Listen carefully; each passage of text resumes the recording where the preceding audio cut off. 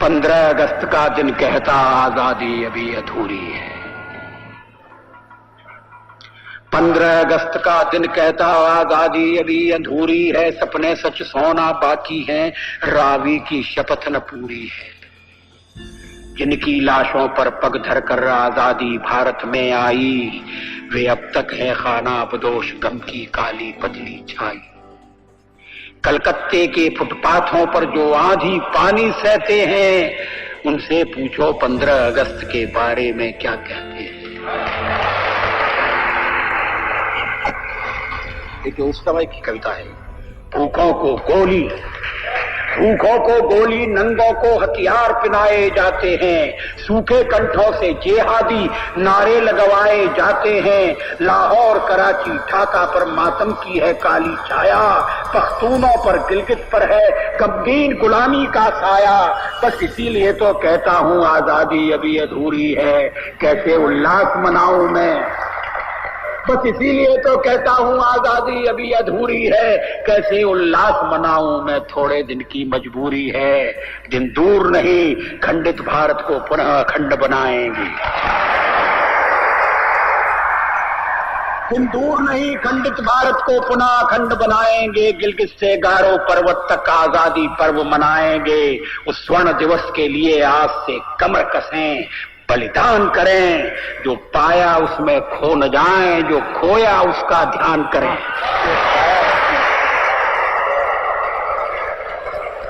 बहुत बहुत धन्यवाद। युग पुरुष अटल बिहारी वाजपेयी सेवा संस्थान द्वारा परम पूज्य भारत रत्न, युग निर्माता, युग सृष्टा अटल जी की तीसरी पुण्यतिथि के उपलक्ष्य में आयोजित इस कार्यक्रम में मैं आप सबका संस्थान की तरफ से बहुत बहुत स्वागत करता हूं। आज के इस कार्यक्रम को संचालन करने के लिए हमने आमंत्रित किया हुआ है जेएनयू से पीएचडी करी हुई राष्ट्रवादी विचारधारा परिवार की पत्रकार, शिक्षाविद, लेखिका डॉक्टर दर्शनी प्रिया जी को। तो मैं सर्वप्रथम डॉक्टर दर्शनी प्रिया जी को आज के कार्यक्रम को संचालन करने के लिए आह्वान करता हूं। उसके बाद वो आज के कार्यक्रम को विधिवत शुभारंभ करवाएंगी। डॉक्टर दर्शनी प्रिया। परम पूज्य श्री अटल बिहारी वाजपेयी जी की आज तीसरी पुण्यतिथि है और इस पुण्यतिथि पर मैं तमाम अपने सुधीजनों का सम्मान करती हूँ, उनका स्वागत करती हूँ और आमंत्रित करती हूँ कि देश भर से जुड़े हुए लोग हमसे जुड़ें और एक वर्चुअल माध्यम से, एक वर्चुअल प्लेटफॉर्म के माध्यम से हमसे जुड़ें। और आज इस कार्यक्रम में हम विधिवत तरीके से वाजपेयी जी की उपलब्धियों की बात करेंगे तथा साथ ही हम अपने वक्ताओं से कुछ वक्तव्य भी लेंगे और इसके बाद कार्यक्रम की विधिवत शुरुआत के दौरान हम माल्यार्पण के अलावा और भी कई अन्य कार्यों पर अपना ध्यान केंद्रण करेंगे। तो आज कार्यक्रम की शुरुआत से पहले चूँकि कार्यक्रम की विधिवत शुरुआत हो चुकी है और हम सब जानते हैं कि अटल बिहारी वाजपेयी जी की तीसरी पुण्यतिथि पे हम सभी वाजपेयी युग पुरुष अटल बिहारी वाजपेयी सेवा संस्थान की तरफ से आयोजित इस कार्यक्रम में सम्मिलित हुए हैं। तो शुरुआत क्यों न की जाए अटल जी की कुछ पंक्तियों के साथ, ताकि इस कार्यक्रम की विधिवत शुरुआत से हम आगे उनकी उपलब्धियों के बारे में, महती उपलब्धियों के बारे में जान सकेंगे और उनकी आगे चर्चा भी कर सकेंगे। तो कुछ पंक्तियाँ प्रस्तुत है। भारतीय चेतना में अटल बिहारी वाजपेयी जी की छवि एक भावुक राजनेता और कवि की थी। इसी भावुकता ने उन्हें समस्त मानवता से जोड़कर और भी सुदृढ़ बनाया, इतना सुदृढ़ कि उनके अटल व्यक्तित्व और उनकी वाणी में यज्ञ की लपटों जैसा ओज और तेज के आगे बड़े बड़े विरोधी भी उनके सामने नतमस्तक हुए। उनकी यह तस्वीर कि हम झुक नहीं सकते, उससे तमाम चीज़ें निकल कर सामने आ रही हैं और हम अटल जी के एक विराट व्यक्तित्व को उनकी इन पंक्तियों के माध्यम से समझने की कोशिश करेंगे।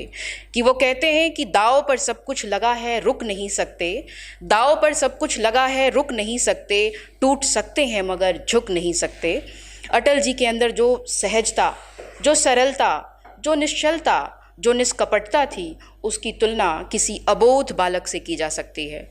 हालांकि वे साम दाम दंड भेद सभी नीतियों में सिद्धहस्त थे, मगर देश की परिस्थिति को देखकर दुखी होते थे ज़रूर, छुपकर आंसू भी बहाते थे, लेकिन कदम से कदम मिलाकर चलने का उनमें जज्बा था, मादा था। वो कभी परिस्थितियों के आगे झुकते नहीं थे और लगातार कोशिश करते थे कि वो परिस्थितियों के आगे नतमस्तक न होकर बल्कि उसकी आंखों में आंखें डालकर उसका सामना करें। कुछ और पंक्तियां हम लेते हैं वाजपेयी जी की कि इस जीवन से मृत्यु भली है आतंकी, जब गली गली है मैं रोज रोता आस पास, जब कोई नहीं होता आस पास। इन पंक्तियों से हमें ये आभास होता है कि वो कितने भावुक कवि थे, कितने सहृदय कवि थे। राजनेता तो थे ही, एक कवि के रूप में भी उनका एक विराट व्यक्तित्व था। तो आइए आज इसी कार्यक्रम में हम कार्यक्रम की विधिवत शुरुआत भी करेंगे और अपने आगंतुकों से, अतिथियों से, वक्ताओं से आभासी पटल के माध्यम से कुछ बातचीत भी करेंगे, उनसे कुछ शब्द भी लेंगे और उनका स्वागत भी करेंगे। तो मैं इस कार्यक्रम की शुरुआत के लिए सबसे पहले स्वागत करना चाहूँगी डीपी वाजपेयी सर जी का, जो मंच पर आएंगे और मंच पर आकर पुष्पांजलि कार्यक्रम में अपना सहयोग दें और पुष्पांजलि कार्यक्रम करें। जी, डीपी वाजपेयी सर जी।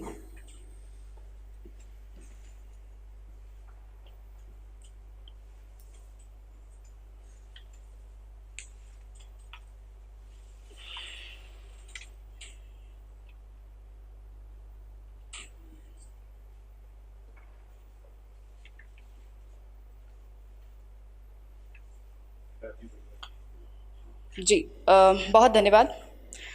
माल्यार्पण के कार्य मैं और भी अपने आगंतुकों से और अतिथियों से ये अनुरोध करूंगी कि वे मंच पे आएं और पुष्पांजलि अर्पित करें स्वर्गीय अटल बिहारी वाजपेयी जी के चरण कमलों में। राजीव जी, दीप नारायण पांडे सर,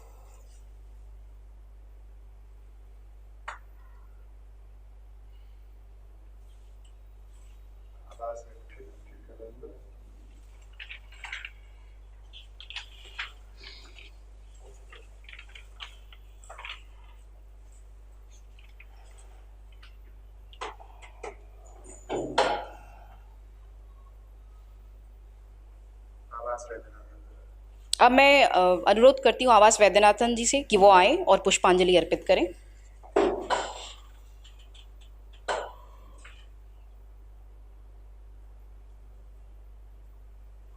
धन्यवाद। अपितु कार्यक्रम की निरंतरता बनी रहे, इसके लिए हमने अपने कई आगंतुकों को और अतिथियों को, अतिथि वक्ताओं को आभासी पटल के माध्यम से अनुरोध किया है कि वो विषयवार तरीके से अपनी बातचीत को रखें और इस कार्यक्रम को सफल बनाएं। तो हमारे पहले वक्ता हैं ताप्ती नदी का बलरामपुर श्रावस्ती के उत्थान में योगदान। संवेग वाजपेयी से मैं अनुरोध करती हूँ कि वाजपेयी जी के चरणों में पुष्पांजलि अर्पित करें।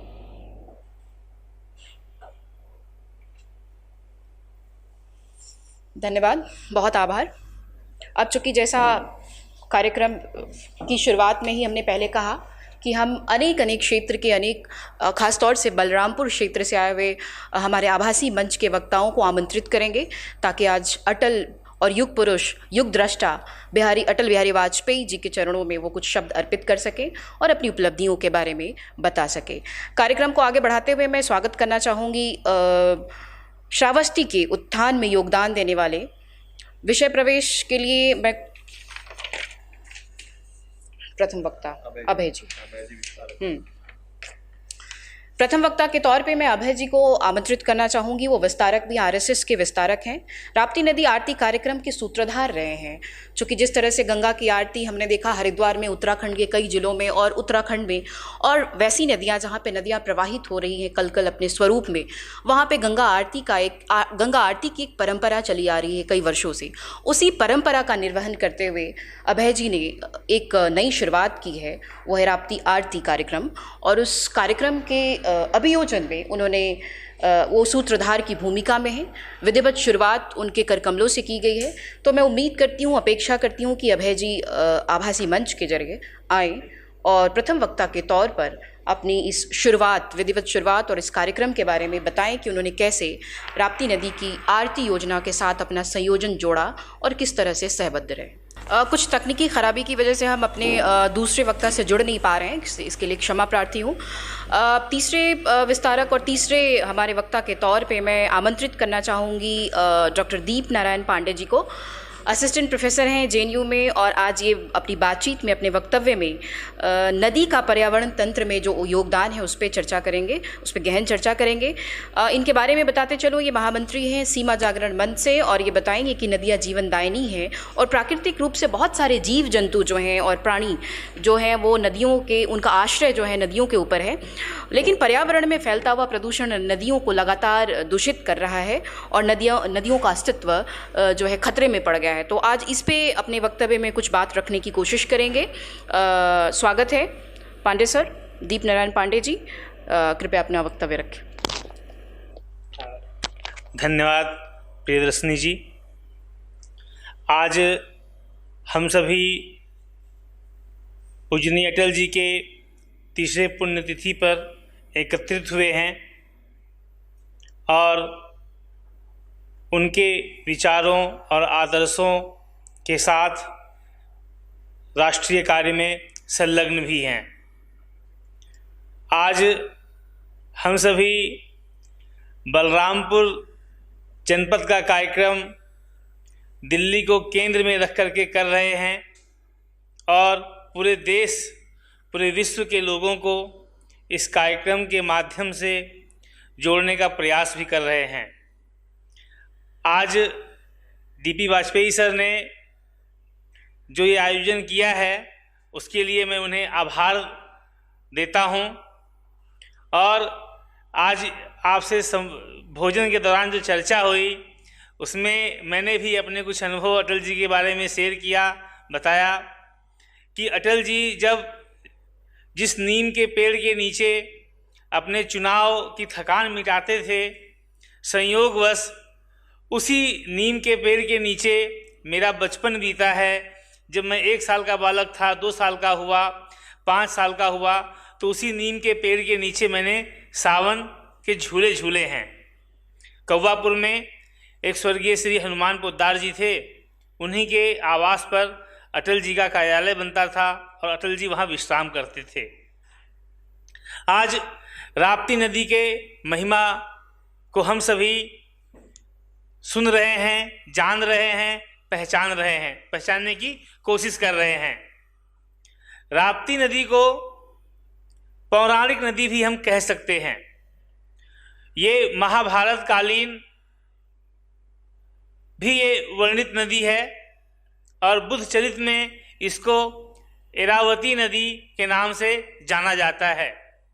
इसका उद्गम स्थल नेपाल के प्यूठान जिला है। एक प्यूठान जिला में रुकमकोट नाम का एक स्थान है, वहाँ से राप्ती नदी निकलती है और वहाँ आज भी राप्ती नदी को एरावती नदी, एरावती मंदिर ऐसा वहाँ बना हुआ है। आज नेपाल के अंदर एक राप्ती प्रांत भी है, जैसे उत्तर प्रदेश है, बिहार है, बंगाल है, ऐसे नेपाल में एक प्रांत है, उसका नाम राप्ती नदी है। तो हम तराई के क्षेत्र के लोगों के लिए ये राप्ती नदी का अतीत देखें तो ये हमारी सांस्कृतिक पहचान भी रही है। वर्तमान समय में ये भारत और नेपाल की सीमा में कुल 7 जिले हैं, जिनमें से 4 जिले राप्ती नदी की गोदी में बसे हुए हैं। बहराइच, श्रावस्ती, बलरामपुर, सिद्धार्थनगर, ये 4 सीमावर्ती जिले हैं जो राप्ती की गोदी में बसे हुए जिले हैं। उसके साथ साथ गोरखपुर और देवरिया के बरहज में राप्ती नदी घाघरा से मिलती है और फिर घाघरा गंगा से मिलती है। इस तरह से हम कह सकते हैं राप्ती गंगा नदी तंत्र का एक हिस्सा है। बात आती है इसका नामांकन कैसे हुआ। पश्चिम भारत में ताप्ती और पूर्वी भारत में राप्ती, लेकिन राप्ती के नाम की हम देखेंगे तो इसका नाम एक अपभ्रंश, ये चिरावती का अपभ्रंश है। चिरावती का मतलब होता है जो अपने मार्ग को बदले, जो मार्ग को बदलने वाली नदी को चिरावती कहा गया। और आज आप सभी लोग बूढ़ी राप्ती ऐसे जब तुलसीपुर से बलरामपुर की ओर जाएंगे तो कुछ बहुत ढेर मात्रा में गोखुर झील मिलती हैं। ऑक्सबो लेक जिसको बोलते हैं, जो चंद्राकार आकार में होती है। ऐसे आपको श्रृंखला मिल जाएगी चंद्राकार लेक का या गोखुर लेक का। ये लेक कभी न कभी राप्ती नदी के हिस्से थे, ऐसा उसके जियोमॉर्फोलॉजिकल स्ट्रक्चर, भू आकृतिक संरचना को जब हम देखते हैं तो ऐसा हमें बोध होता है। अब बात आती है कि इसका पारिस्थितिकी तंत्र कैसा है। तो हम जिस क्षेत्र के हैं, जो 4 जिले मैंने बताए आपको, ये 4 जिले गन्ना के लिए प्रसिद्ध हैं। ये 4 जिले चावल के लिए, धान के लिए प्रसिद्ध हैं। भारत के सबसे कीमती चावल काला नमक का जो उत्पादन है इसी नदी के गोदी में होता है। ऐसे ही इस नदी में दलहन, बहराइच और तुलसीपुर के बीच में जहाँ पर पर्याप्त मात्रा में पानी नहीं मिल पाता, ऐसे क्षेत्रों में दलहन की फसल होती है। कहीं ना कहीं ये क्षेत्र भी राप्ती नदी के द्वारा निर्मित क्षेत्र है। ऐसे ही ये क्षेत्र गेहूं, सरसों इनके लिए भी बहुत प्रसिद्ध है। और तो और ये क्षेत्र तरह तरह के आमों के लिए भी प्रसिद्ध है।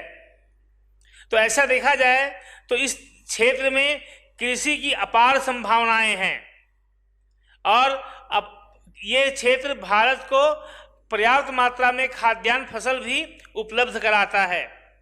ऐसे ही हम जंगल के वनस्पतियों के बारे में देखें तो यह क्षेत्र साखू के लिए प्रसिद्ध है। एक जिम कार्बेट नाम का शिकारी हुआ है, रेलवे का ऑफिसर भी थे वो जिम कार्बेट। उन्होंने लिखा है कि बलरामपुर से साखू के लकड़ी जो है ना होते तो भारत में रेल तंत्र का विकास नहीं हो पाता। मतलब आज रेल की पटरी में जो स्थान सीमेंट से बने हुए पिलर्स का है, जो पटरी के नीचे बिछाए जाते हैं, वही उतनी मजबूती केवल साखू के लकड़ी में थी। इसलिए साखू के बहुत सारे जंगल काटे गए, जिसको आज सखुनिया ऐसा एक गांव है, लेकिन कभी साखू के लिए प्रसिद्ध था, आज साखू नहीं मिलता। ऐसे और हम वनस्पति में देखें तो यहाँ पर शीशम, सेमर, ऐसे और भी बहुमूल्य जो है वनस्पतियों का उत्पादन, वृक्षों का उत्पादन इस क्षेत्र से होता है। आप जहाँ से हमारे रामकृपाल शुक्ला जी हैं, जहाँ से है नहीं उस क्षेत्र में उन्होंने अपना जीवन दिया है, तपस्या किया है, साधना किया है। इमिलिया कोडर क्षेत्र में वहाँ पर आपको जंगलों की श्रृंखला दिख जाएगी। ऐसा ये श्रृंखला का क्षेत्र गोरखपुर से लेकर के अयोध्या तक था। लेकिन अंग्रेजों के बाद ये क्षेत्र धीरे धीरे जंगलों से कम या वृक्षों से कम होता गया। अब एक नई चेतना उभरी है, लोगों ने अपने खेतों में वृक्ष लगाने शुरू किए हैं। खेत की बाउंड्री पर सागौन की एक परंपरा विकसित हुई है और यूकेलिप्टस की परंपरा विकसित हुई है, पॉपुलर की परंपरा विकसित हुई है और नई पीढ़ी के लोग आम के बाग भी लगाना शुरू किए हैं। तो देखा जाए तो इस क्षेत्र में, लेकिन ये सब अपनी व्यक्तिगत योजना या अपनी व्यक्तिगत कमजोरी की हम खेती पे समय नहीं दे सकते हैं तो खेत में पेड़ लगा दो, ये सरकार की योजना या जो सामाजिक चेतना, ऐसा कोई रोल नहीं है। जबकि मुझे लगता है ऐसे इस क्षेत्र को ऐसे सरकार की भूमिका और सामाजिक चेतना की अति आवश्यकता है, जिसके लिए डीपी वाजपेयी जी अपने अमूल्य समयों के साथ में, अपने अमूल्य बौद्धिक प्रतिभा के साथ में इस क्षेत्र के लिए कार्य कर रहे हैं। अब तीसरा पक्ष है यहाँ पर जंतुओं का। तो तेंदुआ, भालू, बाघ, हिरन इस क्षेत्र के पहचान माने जाते हैं। आप थोड़ा भी जंगल के एरिया में जाएंगे, ये जानवर आपको दिखाई पड़ जाएंगे। बौद्ध चरित्र में इसी नदी को हिरण्यवती नदी बोला गया। हिरण्यवती मतलब हिरणों से की बसेरा वाली नदी। आज जितनी मात्रा में नीलगाय दिखाई पड़ती हैं इस क्षेत्र में, इसके नदी के किनारे में, ऐसे इस क्षेत्र के किनारे हिरणों का होता था। और हिरणों की वो दुर्लभ प्रजातियां आज चंपारण में वाल्मीकि वन अभ्यारण्य में दिखाई पड़ती हैं, वैसे हिरण यहाँ पर थे। बात आती है वो कैसे हिरण थे, तो भौंकने वाले हिरण, आवाज निकालने वाले हिरण। कभी आपने हिरण को आवाज निकालते हुए नहीं सुना होगा। ऐसे इस क्षेत्र में ऐसे दुर्लभ, और ये भगवान बुद्ध ने हिरण्यवती नदी का वर्णन किया है और उनका बौद्ध चरित्र में ऐसा वर्णन दिखाई पड़ता है। तो बायोडाइवर्सिटी या जैव विविधता के रूप में देखें तो इस क्षेत्र में बहुत ही अमूल्य, बहुत ही दुर्लभ जीवों से भरा हुआ ये क्षेत्र है। अब बात करता हूँ हमारे जो नदियों के किनारे जो यहाँ पर उत्पादन होते हैं। आपने ककड़ी का नाम सुना होगा, खीरा का नाम सुना होगा, खरबूजा का नाम सुना होगा, तरबूज का नाम सुना होगा। और दिल्ली में एक ही तरह का खरबूज, एक ही तरीके का तरबूज, एक ही तरीके का खीरा और एक ही तरीके की ककड़ी। लेकिन आप इस नदियों के किनारे जाएंगे तो आपको तरह तरह के तरबूज मिलेंगे। जैसे आम, देसी आम कई खुशबुओं के साथ होता है, ऐसे कई खुशबुओं को आत्मसात किए हुए इस नदी तंत्र के किनारे आपको ऐसे मई, जून, जुलाई के महीने में ऐसे आपको दिखाई पड़ेंगे। तो मेरा कहने का मतलब है या भाव है कि यह क्षेत्र जैविक विविधता में बहुत ही संपन्न क्षेत्र है और इसकी विरासत, सांस्कृतिक विरासत भी अमूल्य है। अज्ञातवास के दौरान पांडवों का आगमन इस क्षेत्र में हुआ था। पृथ्वीनाथ मंदिर उसी का परिचायक है और तुलसीपुर में स्थित सूर्यकुंड, देवी पाटन मंदिर के प्रांगण में स्थित सूर्यकुंड, बोला जाता है कि कर्ण ने इस सूर्यकुंड के किनारे तपस्या किया था। दारा सिकोह, बराह माई के जो स्थान है वहां पर भी कुछ दिन छिपा था। तो हम पौराणिक रूप से देखें या ऐतिहासिक रूप से देखें तो ये इतिहास, ये क्षेत्र एक बहुत बड़े ऐतिहासिक पहचान को छिपाए हुए है। आप सुनते होंगे रानी लक्ष्मीबाई, रानी दुर्गावती, रुद्रमांबा देवी आंध्र प्रदेश की, चेन्नम्मा देवी, रानी चेन्नम्मा जो है बेंगलोर की थी। ऐसे ही तुलसीपुर में एक महारानी हुआ करती थी जिन्होंने अंग्रेजों से लड़ाई लड़ी थी और लड़ते लड़ते वो नेपाल में जाती हैं। नेपाल में भी एक तुलसीपुर है दांग में, वहाँ वो अपना आश्रय बनाती हैं, जो जोड़ग्गा पोखरा बोलते हैं। तुलसीपुर के अंदर जोड़ग्गा पोखरा कभी राजमहल हुआ करता था। ऐसे बहुत बड़े इतिहास को संजोया हुआ ये क्षेत्र, माँ राप्ती इस क्षेत्र को सिंचित करती रही हैं और इनका जो बाढ़ है, इस बाढ़ के चलते इस क्षेत्र में फसलों का उत्पादन बढ़ता रहा है। भले ही जो तुलसीपुर से बलरामपुर के बीच में जो बेलहा मोड़ है वहाँ पर साल में एक ही फसल होती है, लेकिन उसका उत्पादन बाढ़ के कारण, बाढ़ के पानी के कारण अधिक होता है। वर्तमान सरकार ने कभी कभी तुलसीपुर से बलरामपुर कट जाता था, क्यों? राप्ती के बाढ़ के कारण।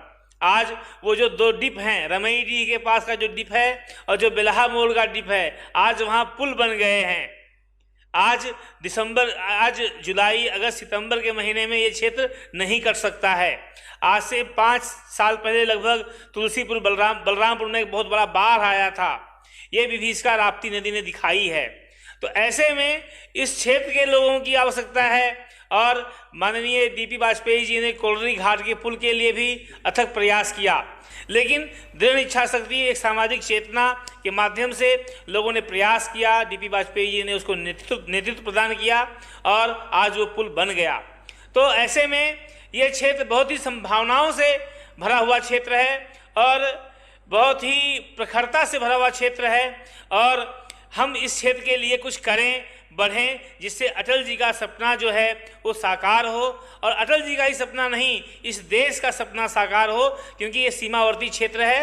ये इस क्षेत्र के लोगों को इस क्षेत्र के प्रति अधिक जागरूक होने का प्रयास करना पड़ेगा, क्योंकि पिछले 20 वर्षों में जिस तरह से सीमावर्ती क्षेत्रों में जो बहुसंख्यक है वो धीरे धीरे अल्पसंख्यक की ओर बढ़ रहा है, और वो दिन दूर नहीं। यदि इसी तरह का प्रयास रहेगा तो आज जो सीमावर्ती क्षेत्रों का श्रावस्ती, बलरामपुर, बहराइच, सिद्धार्थनगर का व्यक्ति आज जो बहुसंख्यक समाज है वो 2051 की जनगणना आते आते अल्पसंख्यक में भी परिवर्तित हो सकता है। ऐसी चुनौती है इस क्षेत्र की। इसलिए इस क्षेत्र के लोगों को और अधिक जागरूक और तन्मयता के साथ कार्य करना होगा, और डीपी वाजपेयी जी को और अधिक मेहनत करना होगा, जिससे इस क्षेत्र के लोगों में जागरूकता बढ़े। और ये केवल डीपी वाजपेयी जी का ही काम नहीं है, सभी प्रबुद्ध जनों का काम है। सभी को इस महायज्ञ में अपनी संविधा रूपी मानव शरीर को डालना चाहिए, प्रयास करना चाहिए। इन्हीं बातों के साथ मैं अपने वाणी को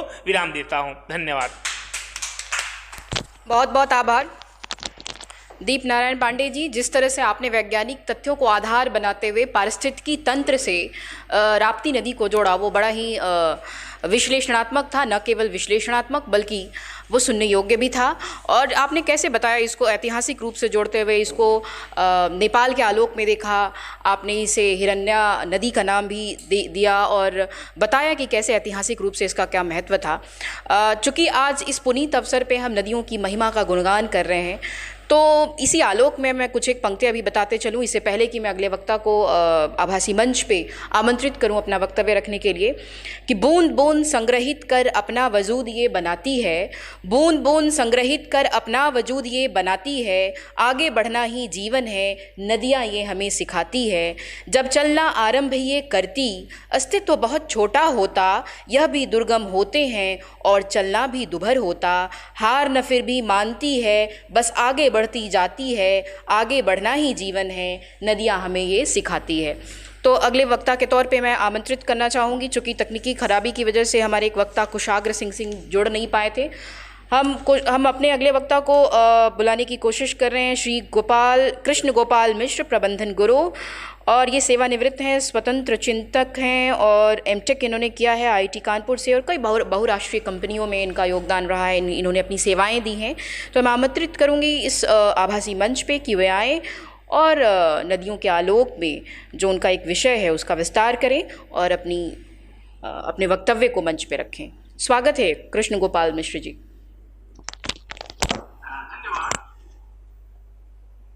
मुझे बड़ी प्रसन्नता हो रही है कि मैं बलरामपुर, जहाँ मेरा जन्म हुआ था, और वहाँ से 1975 के बाद से मैं बाहर हूँ। और जब मैं 1975 से 70 से 75 के बीच में था, तो किस्मत की बात ये थी कि अटल बिहारी वाजपेयी जी उसी समय बलरामपुर में आज जाते रहते थे। हालांकि उस समय मैं छोटा था और मैं रमना पार्क में खेला करता था, लेकिन फिर भी हमारे पारिवारिक संबंध और हमारे व्यक्तिगत संबंध अटल बिहारी वाजपेयी जी और उनके समकक्ष जो लोग थे उनके परिवारों से था। और उनकी स्मृति में अगर आपने कोई इस तरह का उपयोग करना चाहा, उनके नाम के साथ किसी सामाजिक व्यवस्था को जोड़ना चाहा, क्या मेरी आवाज सुनाई पड़ रही है? हाँ, सबको सुनाई दे रही है। तो मैं चाहता था कि कोई ऐसे अटल बिहारी वाजपेयी जैसे व्यक्तित्व के साथ कोई सामाजिक कार्यक्रम जुड़ जाता है। अब समाज क्या होता है इसके बारे में कोई कितना जानता है, इसकी भी परीक्षा होनी चाहिए। आदरणीय मिश्रा जी, जरा कैमरा ऑन कर लीजिए, आपका कैमरा ऑन नहीं आ रहा है अभी।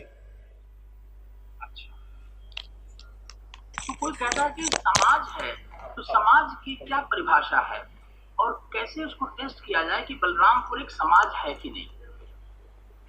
आप इसका प्रश्न जब करते हैं तो हर आदमी अपने रोटी पानी में लगा रहता है, कोई किसी को खेती चाहिए, किसी को नदी का उपयोग किसी काम के लिए चाहिए। तो हम कितने लालची हो गए हैं इसका तो सभी परिचय दे ही रहे हैं, लेकिन सामाजिक कितने हुए हैं इसके बारे में जानकारी नहीं है।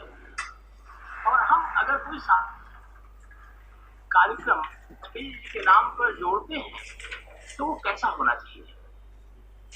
इसीलिए मैंने इसके विषय में जो अपनी वक्तव्य रखा उसको रखा नाम राप्ती उपासना नाम से। जैसा कि आप जानते हैं भारतीयों को हिंदी भाषा का ज्ञान न्यूनतम है, क्योंकि उपासना का अर्थ या उपवास का अर्थ वो अन्न न लेने से करते हैं, जबकि ऐसा है नहीं। उपवास का अर्थ है मतलब समीप में रहना, या आसन का मतलब समीप में स्थित रहना। तो बलरामपुर राप्ती के समीप है, तो इसलिए बलरामपुर का जो सामाजिक चेतना है उसको जो नाम दिया जा सकता है वो है राप्ती उपासना। क्या इस बात से, इस शब्दों के चयन से क्या आप सहमत हैं?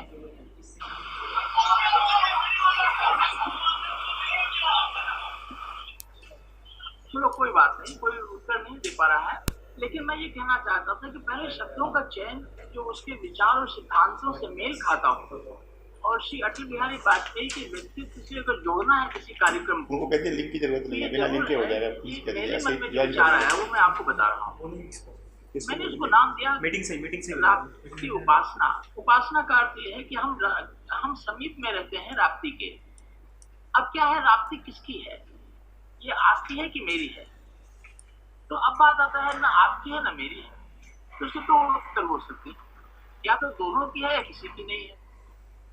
अब आप देखिए, राप्ती किसकी, या तो आपकी है या मेरी है, लेकिन इसका उत्तर क्या है, या तो दोनों की है या किसी की नहीं है।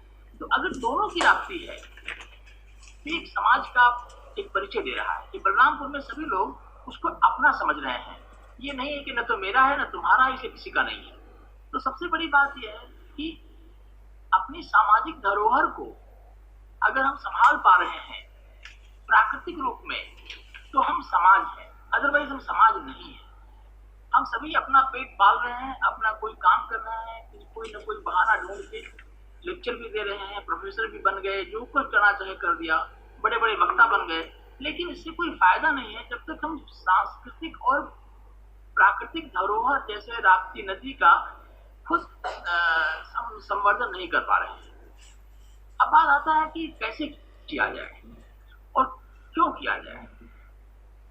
तो ये एक बहुत बड़ा एक लाभदायक प्रयोग हो सकता है कि हमारे युवा वर्ग जो है, इनके विचारों में अगर हम ये बीज को डाल दें कि किस तरह से उनके विचार केंद्रित हो सकते हैं, और केंद्रित करके हम उनको सही रास्ते पर ले आए। नहीं तो जो युवा ऊर्जा है बहुत अधिक है, और उनको जब तक गाइडेंस सही नहीं मिलेगी, उनको सही दिशा निर्देश नहीं मिलेगा, वो समझ नहीं विकसित होगी, बुद्धि का विकास नहीं होएगा, तब तक लोग उसको अलग अलग अर्थों में समझेंगे। जैसे हम अपनी माँ की बात करते हैं, तो हमारी माँ का क्या उपयोग है? अगर हम राप्ती को माँ की तरह माने, तो हम ये तो नहीं कहते माँ ने हमको ये दिया वो दिया, हमारे पास खेती हो जाएगा, ये हो जाएगा, जंगली जानवर हो जाएंगे।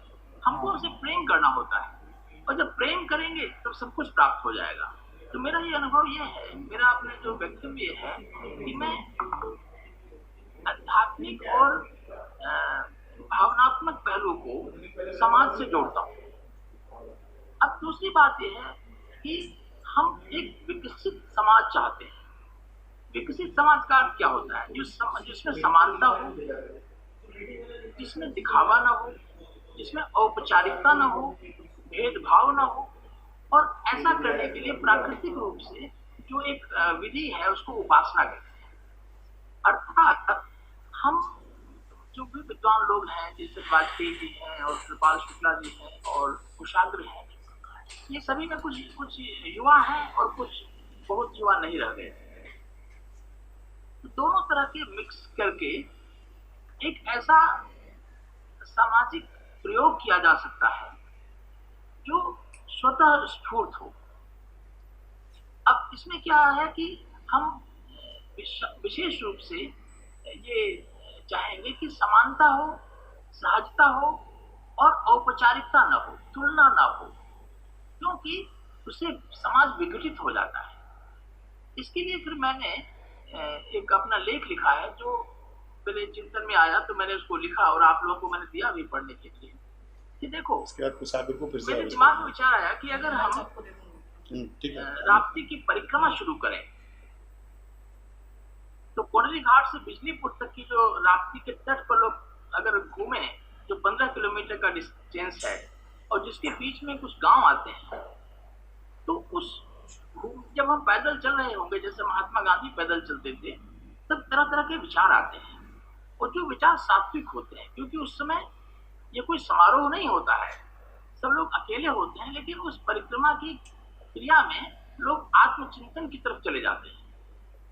जैसे आपने अयोध्या का परिक्रमा है, अभी मैं किसी से बात कर रहा था, बलरामपुर का भी परिक्रमा हुआ करता था पहले, 5 कोसी परिक्रमा बलरामपुर का होता था, लेकिन उसको राप्ती से जोड़ दिया जाएगा तो ये एक सांस्कृतिक धरोहर हो जाएगी, एक परंपरा बन जाएगी, और ये एक उपासना की विधि बन जाएगी कि नदी की संरक्षण कैसे किया जाए।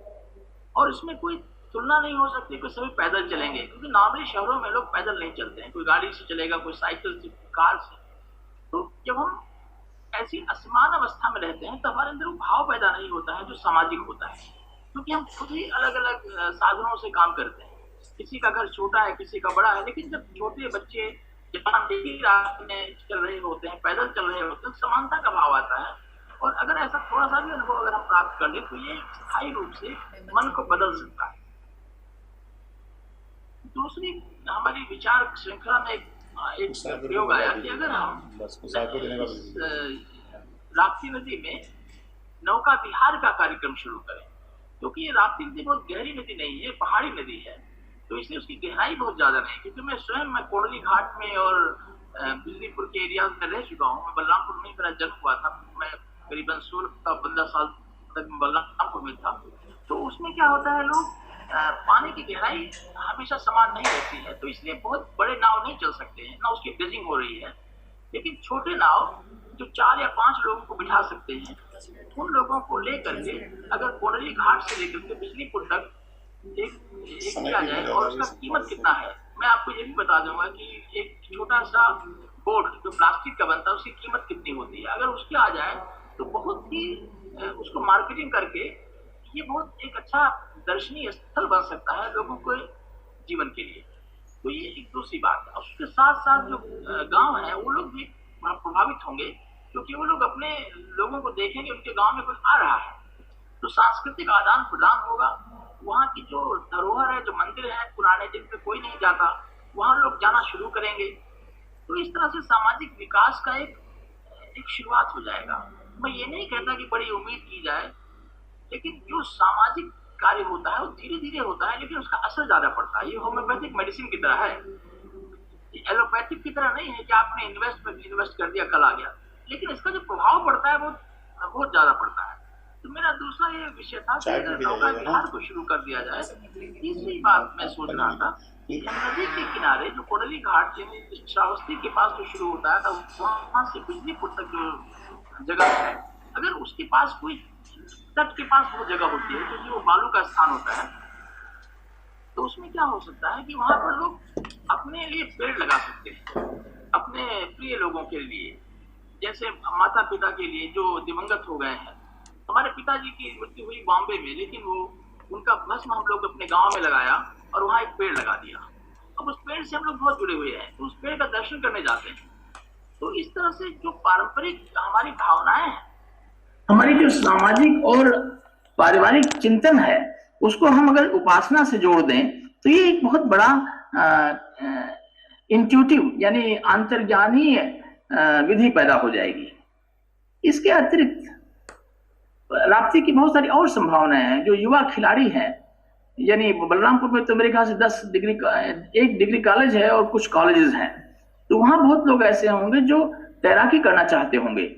उनके लिए कोई ऐसी स्विमिंग पूल मैंने नहीं देखा। बलरामपुर में एक MLK डिग्री कॉलेज में स्विमिंग पूल हुआ करता था, लेकिन पता नहीं अब चल रहा है नहीं चल रहा है, मुझे मालूम नहीं। ये 1975 में होता था, लेकिन बलरामपुर में कोई स्विमिंग पूल नहीं है, तो वहां पर कोई तैराक हो नहीं सकता। तो क्या एक सस्ता सा स्पोर्ट्स जो सभी को प्रिय है, छोटे बच्चों से लेकर बड़ों तक, क्या नदी का उपयोग क्या उस कार्य के लिए नहीं हो सकता? कोई भी कर सकता है। आप बनारस में जाइए, वहां भी लोग तैरते हैं, लेकिन बलरामपुर में मैंने किसी को तैरते हुए नहीं देखा। इलाहाबाद में भी लोग तैरते हैं, लेकिन बलरामपुर में उस नदी को उसका वो महत्व नहीं मिला कि लोग वहां तैरते हुए दिखें या लोग वहां घाट के नीचे बैठ के कुछ काम करें। ऐसा मैंने नहीं देखा। हो सकता है बदल गया हो, लेकिन मेरे अनुभव में नहीं। इसीलिए मैंने बलरामपुर में कई तैराकों का झुंड नहीं देखा, ना बच्चे वहां तैराकी जानते हैं। जबकि शहरों में हो सकता है, बलरामपुर में 1-2 स्विमिंग पूल हो सकते हैं। मेरा यह अनुभव था कि इस तरह से नदी के महत्व को समाज से जोड़ना और उसके सरोकारों से जोड़ना और खुशी के साथ जोड़ना, न कि आर्थिक या कोई ऐसा प्रयोग जो अस्थायी हो। तो यदि इस दिशा में अगर कोई कार्य करता है तब उस कार्यक्रम का नाम सुंदर होना चाहिए। जैसा कि मैंने बताया, इसको मैं राप्ती उपासना नाम देने के लिए प्रस्तावित कर रहा था। और दूसरी बात है, हमारे यंग पुरुष जैसे कि कुशाग्र हैं और अभय हैं, अभय से मेरी आज बात भी हुई, तो उन लोगों में काफी प्रतिभाएं हैं और ये लोग, इनको दिशा कौन देगा, कैसे होगा, ये बड़ा एक चिंतन का विषय है। तो इस तरह से युवा और वृद्ध दोनों ही के संयोग से जो ये उपासना पद्धति का निर्माण होगा, जिसका नाम राप्ती उपासना है, वो जरूर बलरामपुर के लिए कल्याणकारी होगा। उससे लोगों में बड़ी उत्साह का सृजन होगा और ये मुझे लगता है ये बहुत बड़ी पूंजी है। बनस्पत के साखू के पेड़ और आम के पेड़ और ये सब लगाने से वो तो होगा ही, वो तो आप आर्थिक कारणों से करेंगे ही, उसके लिए तो कोई समाज की कोई जरूरत ही नहीं है कि वो हमारा तुम्हारा हो जाएगा। लेकिन जो न तुम्हारा है न हमारा है, वो दोनों का है। ऐसा अगर सोचकर कोई कार्य करेंगे तो मुझे लगता है कि एक अटल बिहारी जी का नाम सार्थक होगा और उनके नाम का उपयोग सही उपयोग में होगा। अदरवाइज ये बहुत सावधानी से रखनी पड़ेगी कि भाई अटल बिहारी जी का नाम कहीं ऐसे कार्यों के लिए ना हो जो बहुत अस्थायी हो और जो एक, आप लोग प्रबुद्ध व्यक्ति हैं, आप लोगों का समय बड़ा कीमती है, इसलिए मैं अपने वाणी को विराम देना चाहता हूँ। धन्यवाद। बहुत आभार। क्या मेरी आवाज साफ आ रही थी? जी, बहुत बहुत आभार सर। कृष्ण गोपाल जी, आपने जिस तरह से जी, आपकी आवाज़ आ रही है। जी, आ रही है। जिस तरह से, बहुत आभार आपका, बहुत अभिनंदन कि आपने बड़े ही सारगर्भित तरीके से अपनी बाट को रखा, अपने वक्तव्य को रखा। और दूसरी चीज़ ये कि जिस तरह से आपने इसको राप्ती को उपासना का नाम दिया, जिस तरह से आपने राप्ती को उपासना का नाम दिया, ये बड़ा ही अतुलनीय कार्य होगा। और आपने इसको भावी पीढ़ी के आलोक में भी देखा कि कैसे हम आने वाली पीढ़ियों को इससे जोड़ पाएंगे और नदी के जो सामाजिक सरोकार हैं उसके आलोक में भी आपने अपनी बात रखी। बोलने में न लगा पाऊं। जी, बहुत बढ़िया रहा। बहुत आभार। आपने सामाजिक सरोकार के रूप में इसको रखा और राप्ती के विस्तार की चर्चा की और राप्ती नदी कैसे एक उपासना का केंद्र बने, इसको भी आपने रखा। बहुत धन्यवाद। चूँकि पुनीत तिथि है और वाजपेयी, परम पूज्य अटल बिहारी वाजपेयी जी की तीसरी पुण्यतिथि है और श्री DP वाजपेयी जी ने इस बहुत बड़े कार्यक्रम की शुरुआत में ही ये कहा था कि चूँकि उनको नमन करते हुए, उनको वंदन करते हुए हम अपनी बात रखें, और वक्ता भी अपनी बात रख रहे हैं। इसी आलोक में मैं अपनी कुछ पंक्तियां रखूंगी कि कुछ वीर सरहद पे लड़ते हैं, दुश्मन के आगे अड़ते हैं। कुछ वीर सरहद पे लड़ते हैं, दुश्मन के आगे अड़ते हैं, दे आहुति अपनी सांसों की, रक्षा देश की करते हैं। कुछ कर्मवीर ऐसे भी होते हैं जो सीमा के भीतर लड़ते हैं, बिन हथियारों के लड़ते हैं। होता है ध्येय अड़िग उनका, देश की सेवा करते हैं, हर मुश्किल से जूझा करते हैं। ऐसे ही थे भारत माँ के लाल अटल, नव भारत के गौरवशाली इतिहास अटल, था देश प्रेम का भाव अटल, है भारत के अभिमान अटल। इसी आलोक में मैंने वाजपेयी जी, परम पूज्य वाजपेयी जी, अटल बिहारी वाजपेयी जी के उनकी चरण वंदना करते हुए, उनके आलोक को श्रीधार्य करते हुए मैंने कुछ पंक्तियां आपको अर्पित की थी। और अब मैं चाहूँगी कि चूँकि समय बद्धता है और हमें समय सीमा के भीतर तमाम अपने कार्यक्रम और वक्ताओं को बुलाना है, तो मैं मंच अब श्री DD वाजपेयी जी को सौंपना चाहूँगी कि अभी से आगे से कार्यक्रम का संचालन जो है विधिवत तरीके से वो अपने कर कमलों में लें, अपने हाथों में लें। और मैं ये हस्तांतरण उनको कर रही हूँ ताकि वो विधिवत तरीके से आगे का संचालन करें। बहुत आभार आपका वाजपेयी साहब, आपने बुलाया और आपने इतना एक बड़ा मंच प्रदान किया कि मैं अपने सुधीजनों के समक्ष, बुद्धिजीवियों के समक्ष और परम पूज्य अपने अतिथियों के समक्ष अपनी बात रख सकूं और स्वयं को इस पुण्यतिथि पर जोड़ सकूं। इसके लिए बहुत बहुत आभार, बहुत अभिनंदन, बहुत सादर नमन और सादर प्रणाम। धन्यवाद डॉक्टर दर्शनी प्रिया जी, आपने बहुत अच्छे से आज के कार्यक्रम का संचालन किया और कार्यक्रम अपने अंतिम पड़ाव की तरफ धीरे धीरे बढ़ता जा रहा है कि जिन वक्ताओं को हमने आज के कार्यक्रम के लिए आमंत्रित किया था। आदरणीय रामकृपाल जी, आप कुछ आज के कार्यक्रम के उपलक्ष्य में अपने विचार रखना चाहेंगे? धन्यवाद वाजपेयी जी और परम श्रद्धेय युग पुरुष अटल जी को मैं अपने तरफ से और बलरामपुर वासियों के तरफ से श्रद्धांजलि देना चाहता हूं। आज के कार्यक्रम में शुरुआत में कुछ तकनीकी कारणों से ही बाधा रही है, पर शुरुआत में ही कृष्ण गोपाल मिश्रा जी और डॉक्टर ओंकार प्रसाद मिश्र जी, पूर्व प्राचार्य के, उनकी बातचीत होती रही। मैंने उन विषयों को भी सुना। बाद में श्री दीप नारायण पांडे जी ने अचिरावती नदी के महिमा और उस पूरे क्षेत्र का जो महत्व है और उसके काफ़ी विस्तार से उन्होंने अपने विषय को रखा है। आदरणीय मिश्रा जी ने भी अपने विषय को रखा। देखिए, राप्ती नदी बलरामपुर के लिए एक जीवनदायिनी नदी है और बलरामपुर अटल जी का प्रथम कार्य क्षेत्र रहा। अटल जी को एक संसद में पहुंचाने वाला क्षेत्र रहा। इस नाते से बलरामपुर और अटल जी अभिन्न है। जिस प्रकार से, उसी प्रकार से बलरामपुर और राप्ती नदी भी एक दूसरे से अभिन्न है। नदी के नाते से उसकी कुछ कहीं वो नुकसान भी करती होगी तो बहुत कुछ फायदा भी करती होगी। आज मैंने उस नदी का आज दर्शन भी किया। मैं बलरामपुर आ करके मैंने आज उस नदी का दर्शन भी किया। काफ़ी तेज प्रवाह आज नदी में था और काफ़ी गांवों में भी हमें दिखाई पड़ा कि पानी आ गया है। बहुत तेज बारिश इधर हुई है तो काफ़ी गांवों में भी पानी आ गया है।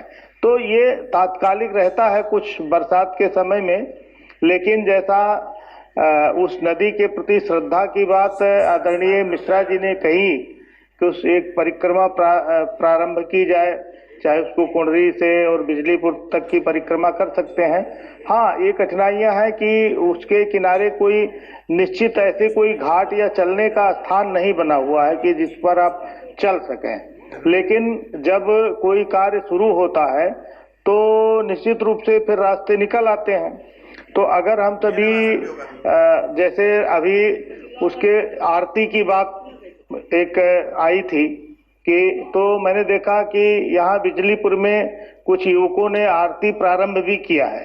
ऐसे कोडरी घाट पर भी जो है, क्योंकि कोडरी का जो पुल बना वो काफी संघर्षमय रहा, उस पूरे क्षेत्र के लिए एक जीवन सेतु रहा वो।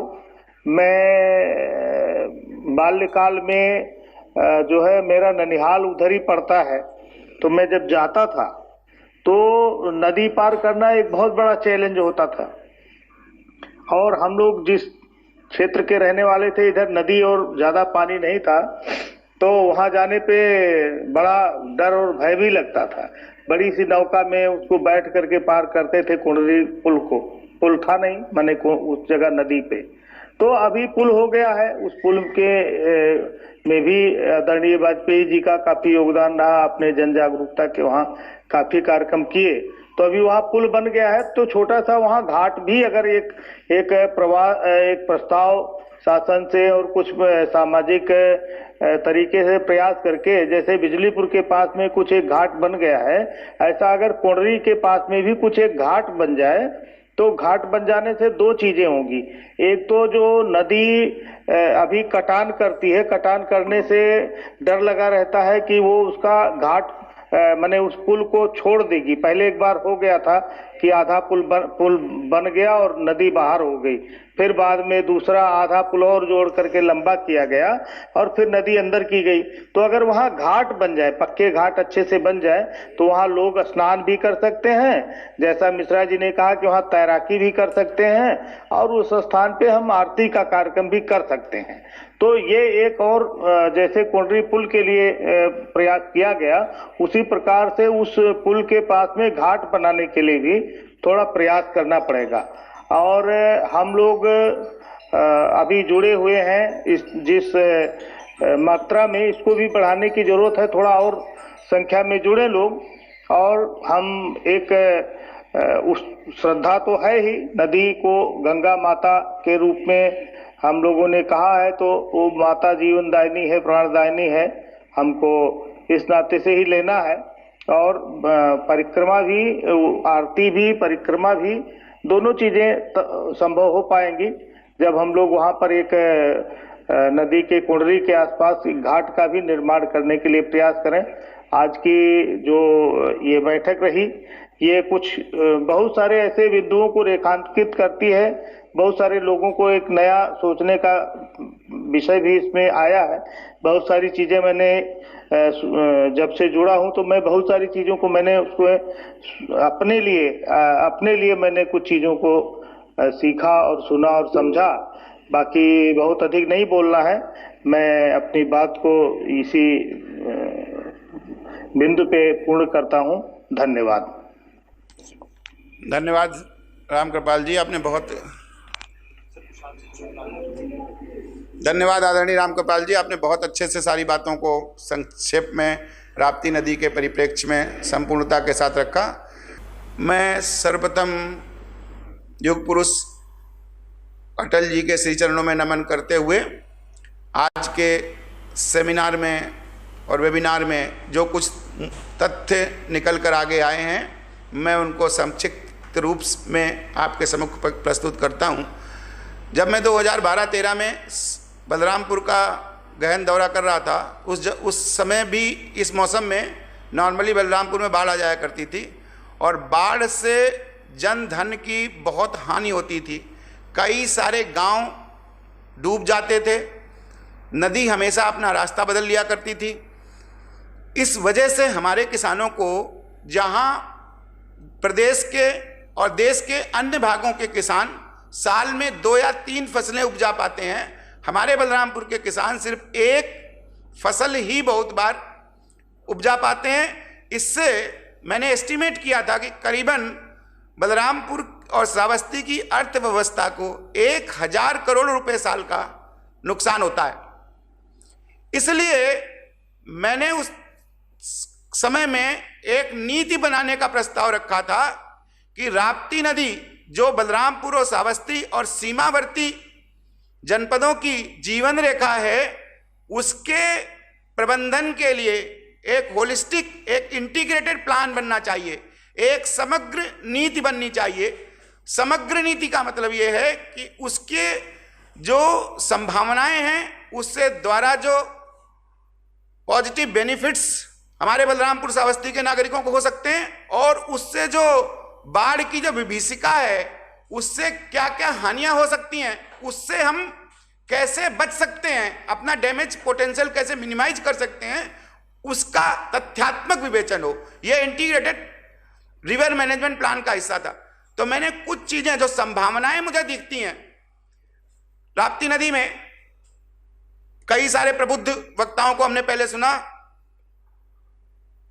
कृष्ण गोपाल मिश्र जी को सुना, डॉक्टर दीप नारायण पांडे जी को सुना। उस पर एक निकलता बलरामपुर का जो राप्ती नदी का टूरिज्म पोटेंशियल है, वो अभी तक पूरी तरीके से एक्सप्लॉइट नहीं किया जा सका है। यहां पर रिलीजियस टूरिज्म की, धार्मिक टूरिज्म की बहुत बहुत संभावनाएं हैं। मैं उन सारे युवा साथियों को बहुत बहुत बधाई देता हूं कि जिन्होंने राप्ती आरती के माध्यम से, राप्ती उपासना के माध्यम से लोगों में एक चेतना, एक दृष्टि का प्रवाह विकसित करने का प्रयास किया है।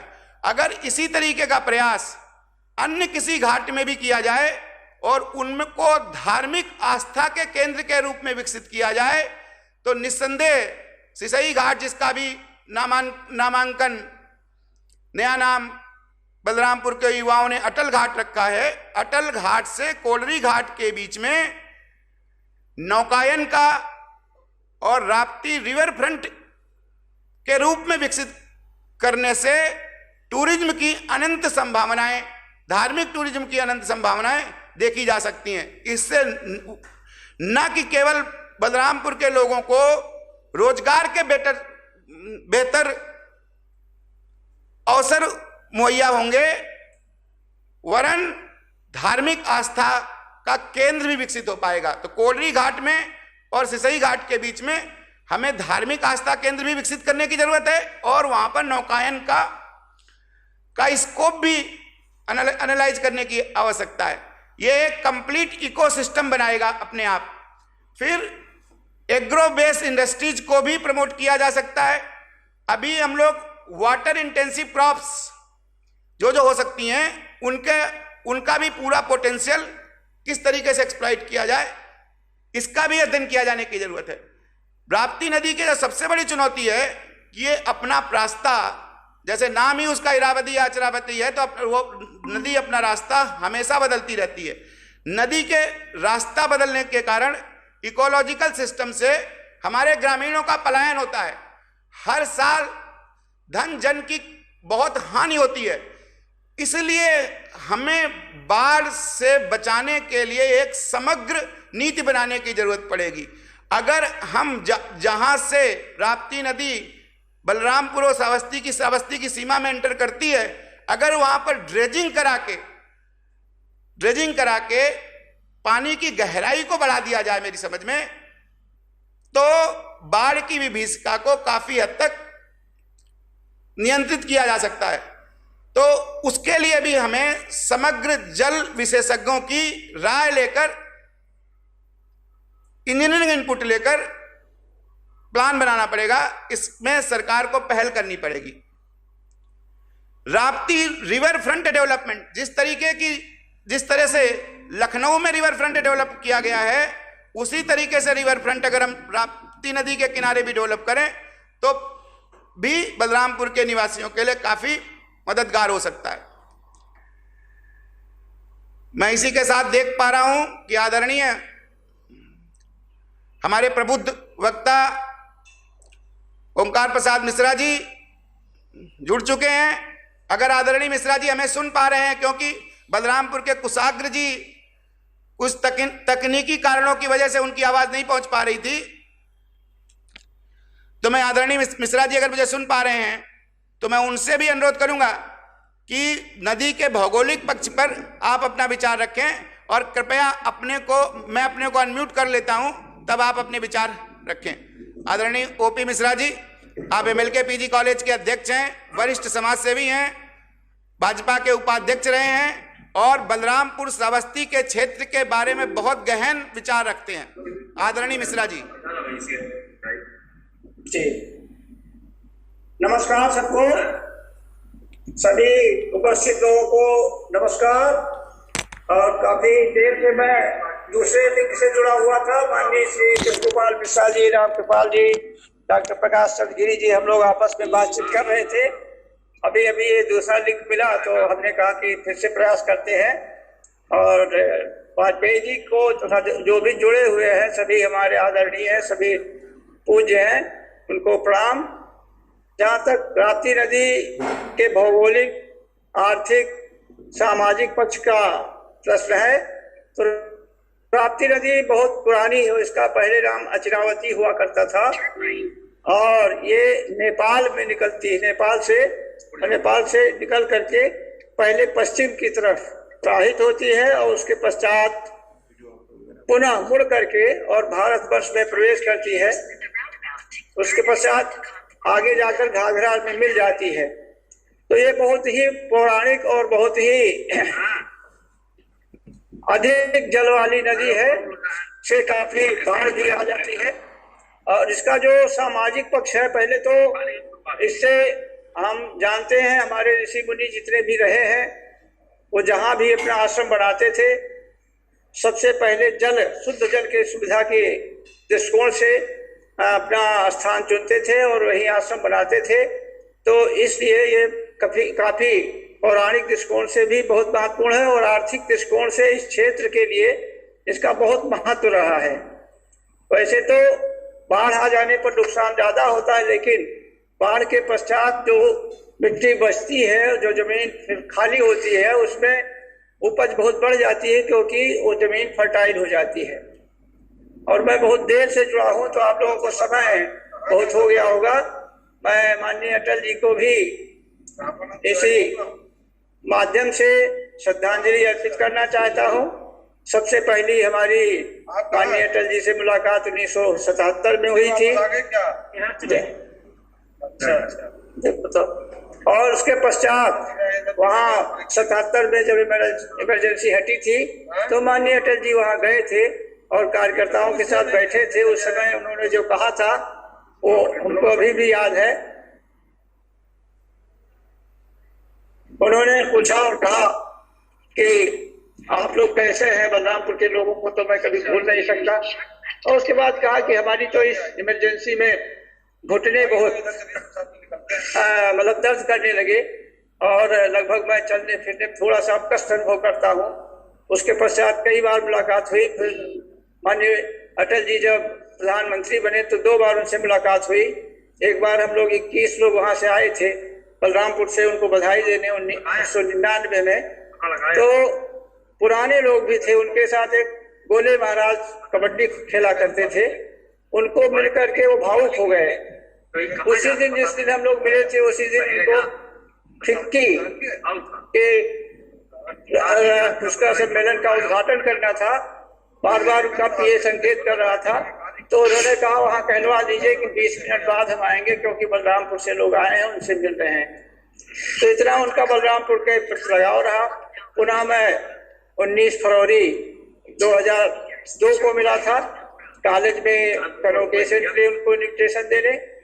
तो उन्होंने कहा कि मिश्रा जी मैं तो बहुत ही उत्सुक हूँ बलरामपुर चलने के लिए, लेकिन इस समय ईरान इराक का युद्ध चल रहा है, अगर ये सेटिल हो गया तो मैं अप्रैल में जरूर आऊँगा, और अगर नहीं सेटिल हुआ तो कुछ थोड़ा सा हमको अगले साल के लिए सोचना पड़ेगा। फिर आ नहीं पाए।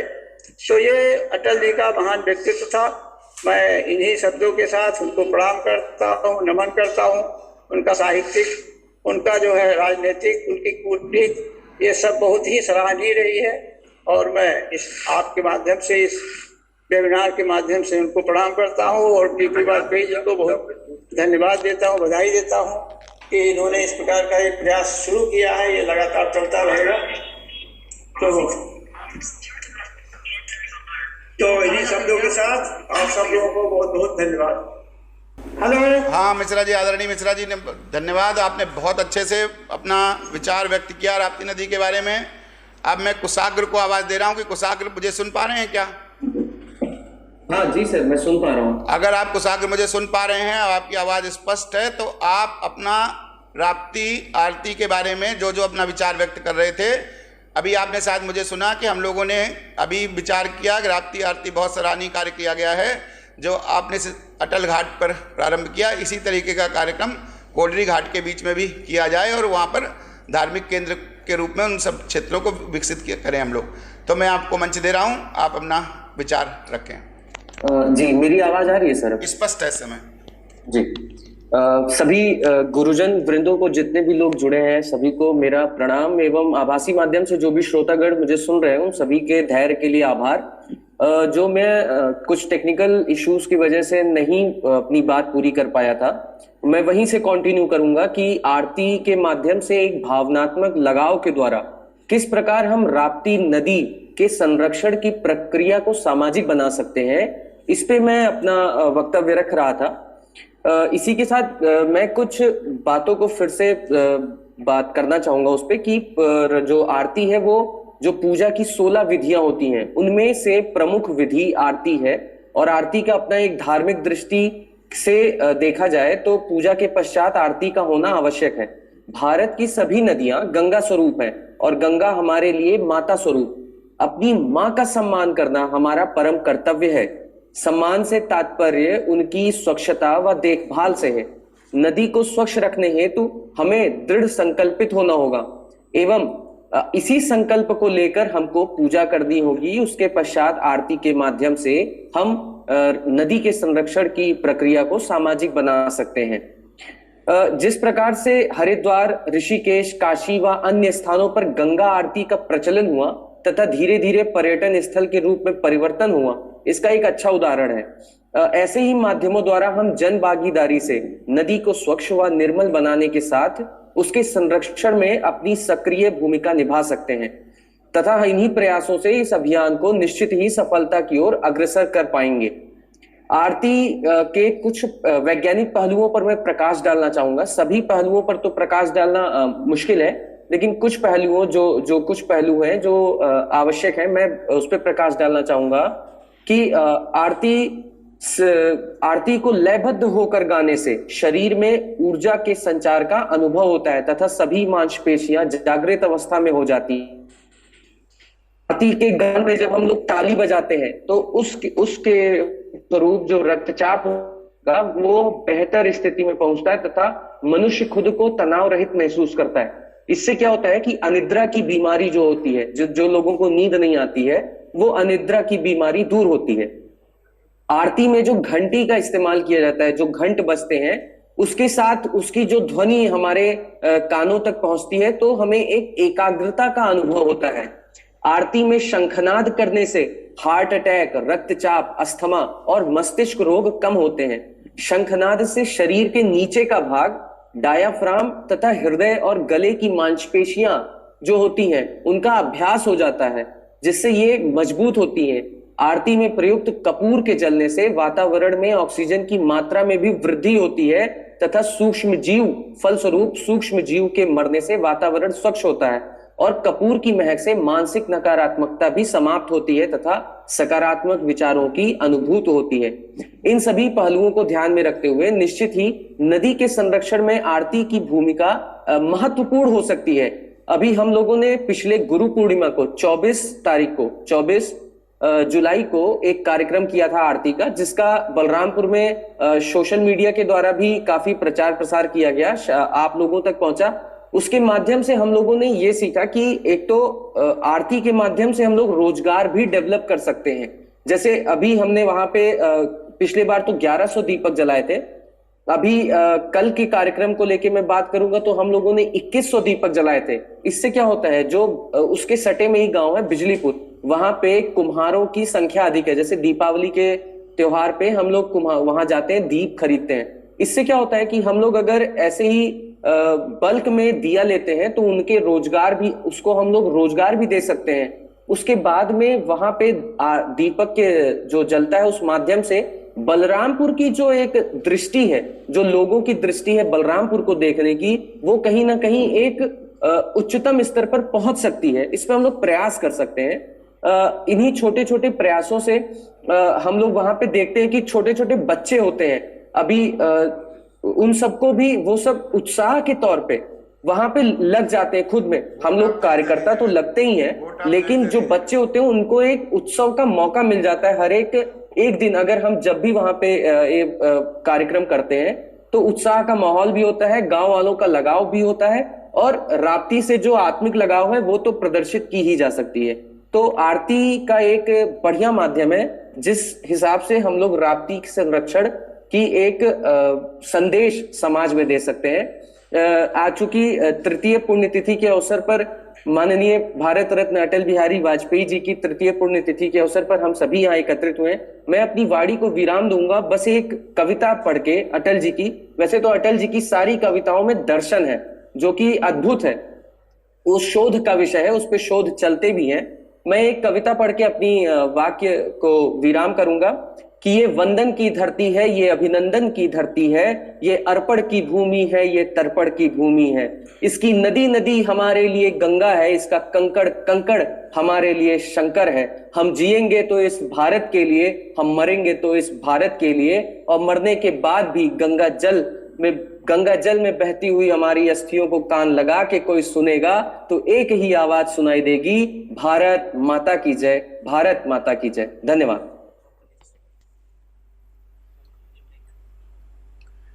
धन्यवाद कुशाग्र, तुमने राप्ती आरती से संबंधित बहुत अच्छे उद्गार व्यक्त किए और राप्ती आरती का जो कार्यक्रम तुमने प्रारंभ किया है, तुम लोगों ने बलरामपुर के युवाओं ने जो कार्यक्रम प्रारंभ किया है वो परंपरा आगे चलती रहनी चाहिए। इसको अटल घाट से आगे बढ़ाकर अन्य घाटों तक ले जाना चाहिए।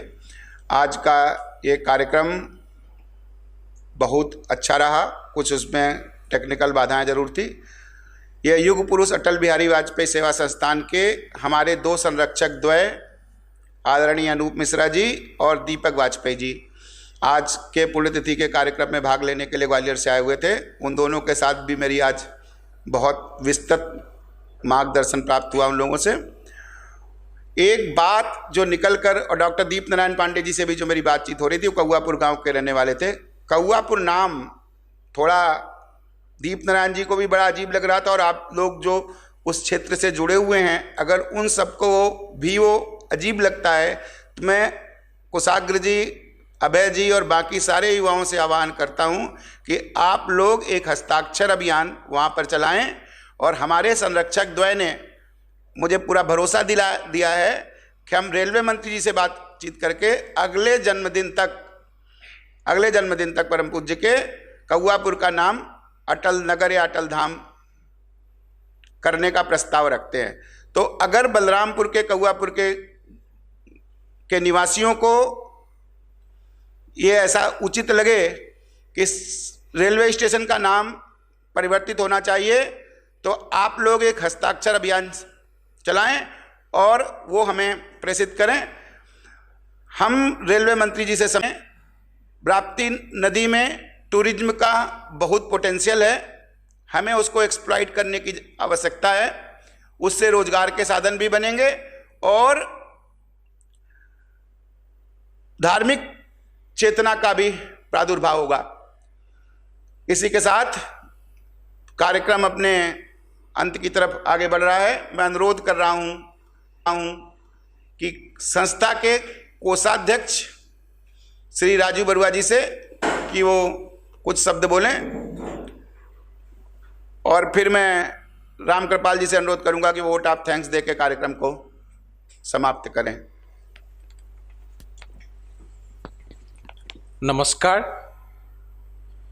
आज अटल बिहारी वाजपेयी जी की पुण्यतिथि पर जो कार्यक्रम ऑर्गेनाइज किया है, इस कार्यक्रम की जो रूपरेखा तैयार किया है राष्ट्रीय अध्यक्ष माननीय डीपी वाजपेयी सर का जो सपना है साकार करने में जो परिकल्पना लिया है, जो बलरामपुर के लिए वो जो उनका सोच है, उस सोच को हमको आगे लेके जाना है। इनके साथ हम लोग का जो एम इन जी प्रोजेक्ट का मेन एम है, ये बात आपको बताना सर ने बताया है।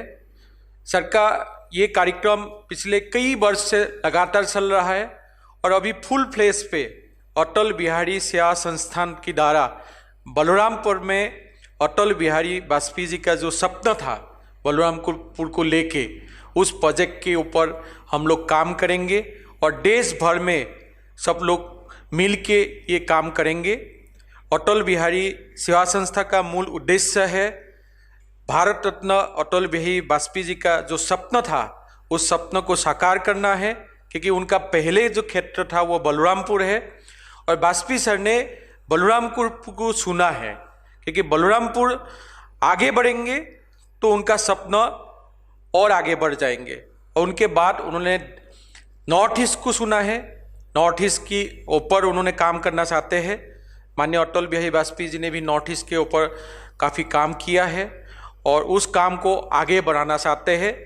इसके लिए मैं संस्था की तक हम कैसे लेके जाए, उसके लिए आप लोग सजेशन दीजिए। यही बात कह के मैं पुनः बार सभी को धन्यवाद करता हूँ।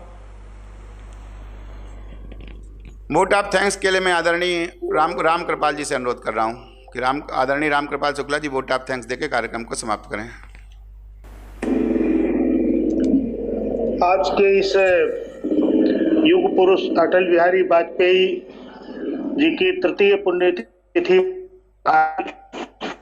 श्रद्धांजलि कार्यक्रम के मंचासीन सभी पदाधिकारी गण और आभासी माध्यम से जुड़े हुए सभी विद्वान तथा दूरस्थ माध्यम से सभी श्रोतागण जो भी इस कार्यक्रम से जुड़ पाए तथा सभी अटल प्रेमी बंधुओं, मैं आज का जो ये कार्यक्रम था इसमें से निश्चित रूप से हम सभी के मन में कुछ ऐसे बिंदु विचार आए होंगे जिनके आधार पे हम अटल जी को, बलरामपुर को और राप्ती नदी को एक साथ समन्वय करते हुए उस बलरामपुर क्षेत्र के विकास के लिए, राप्ती नदी के प्रति श्रद्धा भाव निर्माण के लिए और श्रद्धेय अटल जी को सदैव याद करने के लिए कुछ बिंदु अपने मन में जरूर तय किए होंगे। अभी जो एक ये विषय आया कि कौवापुर का नाम अटल धाम रखा जाए, ये बड़ा सराहनीय विषय आया है, क्योंकि अटल जी अपने भाषण में उल्लेख किया करते थे कि जब वो पहली बार बलरामपुर के प्रवास पे आए तो वो कौवापुर स्टेशन पर ही वो उतरे थे और कौवापुर यानी अटल जी के चरण वहां पर पड़े, तो उसको अटल जी के नाम का नाम देना उस कौवापुर क्षेत्र के लिए एक गौरव का विषय होगा। इसके लिए हम लोग अक्षर चलाएं, ये सबको लेना चाहिए। कुंडरी पुल के का जो घाट है, कुंडरी पुल के घाट को घाट निर्माण के लिए यहाँ के जो स्थानीय जनप्रतिनिधि हैं उनसे भी प्रयास करके और प्रशासन से भी प्रयास करके कुछ इस तरह से किया जाए कि उसका घाट निर्माण हो जाए, ताकि वहां पे उस अटल घाट से और फिर जल शक्ति मंत्री से वार्ता करके एक कोई डीपीआर बने जिसमें नौकायन का कोडरी घाट से और बिजलीपुर धाम तक ये प्रारंभ हो सके। तो वास्तव में जो बलरामपुर का आर्थिक विकास है और साथ ही जो नदी के द्वारा नुकसान होता है वो भी कम हो जाएगा। इन सारी बातों को हम लोगों ने आज रेखांकित किया है। मुझे लगता है कि ये जो मंच है, ये मंच आगे निरंतर इस दिशा में कार्य करता रहेगा। सभी लोग इसमें, हमारे जो विद्वान जुड़े हुए हैं, अपने साथ कुछ और शक्तियों को हम लोग जोड़ते जाएंगे, कुछ और व्यक्तियों को जोड़ते जाएंगे, ताकि ये हमारा अभियान व्यापक जन अभियान बन सके। आज के कार्यक्रम में सभी आए हुए अतिथियों के प्रति, सभी विद्वज्जनों के प्रति मैं अपने तरफ से और अपने युग पुरुष अटल सेवा संघ के तरफ से हृदय से आभार व्यक्त करता हूं। बहुत बहुत धन्यवाद। बहुत बहुत धन्यवाद सभी का। और जो बलरामपुर के युवाओं से मैंने अनुरोध किया है हस्ताक्षर अभियान कराने का, कौवापुर का नाम अटल धाम करने संबंधित, आप उसको हस्ताक्षर अभियान को स्वीकृता से करवा के हमारे आदरणीय रामकृपाल जी से वहाँ पर उनकी देखरेख में ये कार्यक्रम बलरामपुर में किया जाएगा। उसके बाद हमारा एक प्रतिनिधिमंडल रेलवे मंत्री जी से मिलेगा और हम इसको कोशिश करेंगे कि ये शीघ्र संपन्न हो जाए, नामकरण बदलने का काम। धन्यवाद। कार्यक्रम संपन्न हुआ।